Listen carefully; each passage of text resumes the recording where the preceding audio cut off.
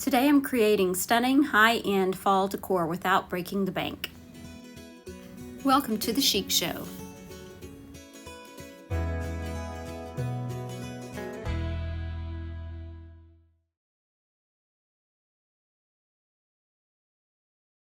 This is a set of pumpkins that I got from Hobby Lobby, 40% off, and I'm just going to be working with the smaller one right now. This is a napkin and orange crush from Sonnet's Maker's Box, and I painted the edge of the smaller pumpkin with that orange crush, and now I'm going to paint each side of the pumpkin halves with white chalk paint. I'm going to remove one ply of the napkin, and I'm just going to size it up to be sure that I've cut my napkin to the right size. And then I'll place that napkin on top of some DIY liquid patina.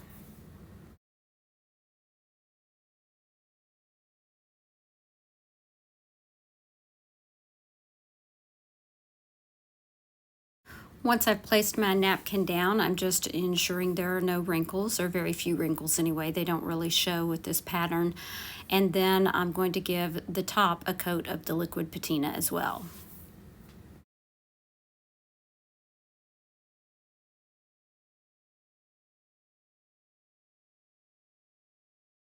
Now that it's had time to dry, I'm going to use my finger sander and I'm going to sand off the excess napkin.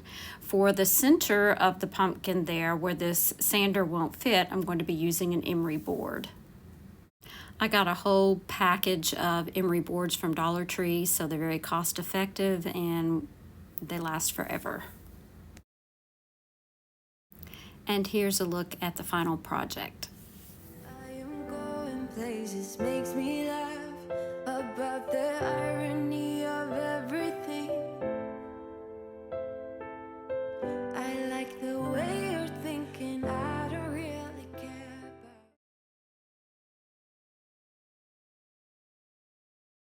This is a set that I got from Chalk Couture. I'm going to be using the paper, and then I'm going to place the stencil over the top of the paper. I've chosen 4 colors of chalk paint. I do have chalk paste, but I chose to use chalk paint. It seems to work better for me. This is a dark brown. I think it's Truffle by Waverly that was really too dry to be using, so I just added it in various places over the canvas. Then I did the same thing with the Moss by Waverly as well.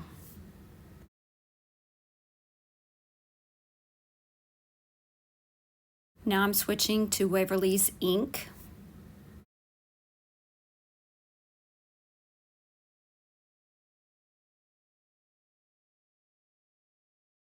And lastly, I'm using Waverly's Mineral. Now once I have these spots covered up, I'm just going to go back and mix some of the colors up and just use that little squeegee just to cover all the white spaces.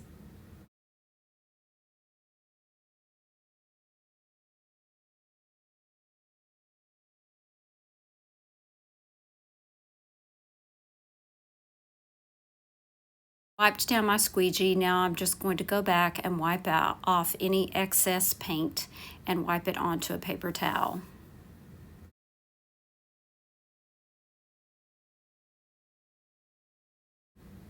I really wish I had started with the mineral and you left the darker colors like the black and the truffle for last. But nevertheless, this is kind of the look that I was going for, was kind of a smeared watercolor look with darker fall colors. Now I'm using some of IOD's ephemeral stamps, and I'm just going to stamp those along the edge.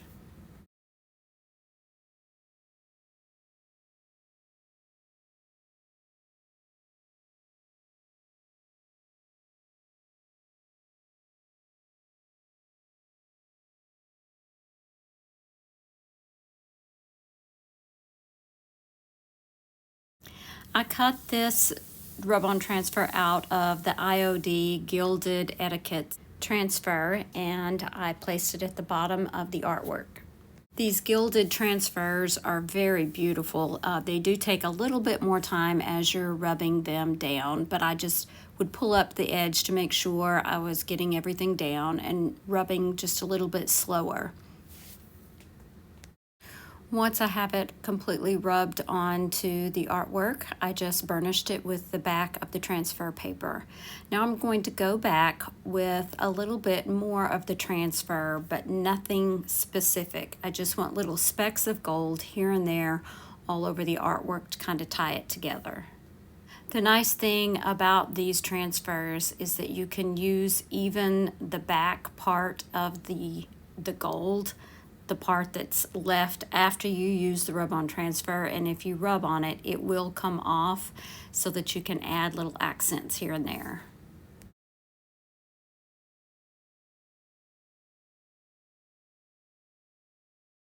And here you can see just a shimmer of gold here and there all over the piece. And once I add it to the frame, this piece is complete. I am going places, makes me laugh about the irony of everything. I like the way you're thinking, I don't really care about.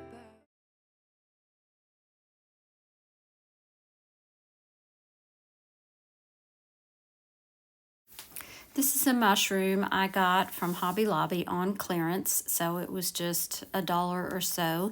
And I'm going to be using these two colors of Fusion paint. I'm going to paint the lower part of the mushroom with the lighter color and the top part with the darker color.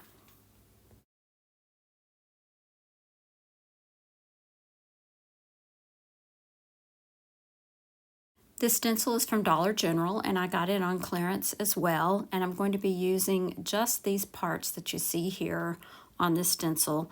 I did tape my stencil down and I'm using some modeling paste just to rub over the parts that I want to be on the top of the mushroom.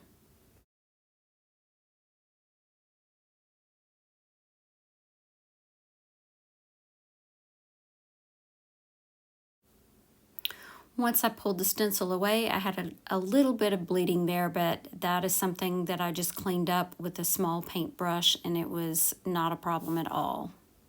I set this aside to dry until I could add one more little design in the middle that I wanted. And again, I used that modeling paste and I tried to scrape away the excess, and then when I pulled it up, a little bit of bleeding, but again, that can be fixed. Once it was completely dry, I went back with that darker paint and I painted over the design as well as any of those areas that had bled through.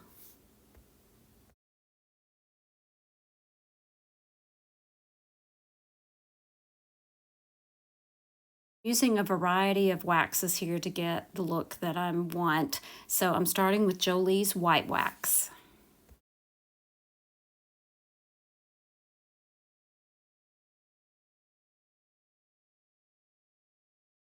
Next, I used Jolie's dark wax, and I used this only on the top part of the mushroom, around those details.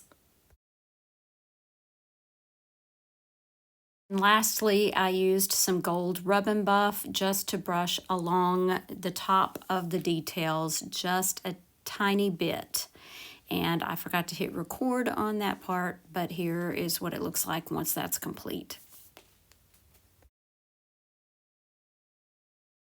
I am going places, makes me laugh about the irony of everything.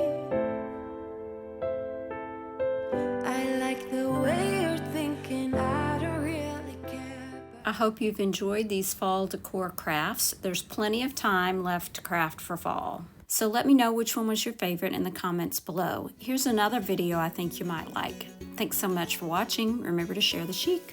Bye now.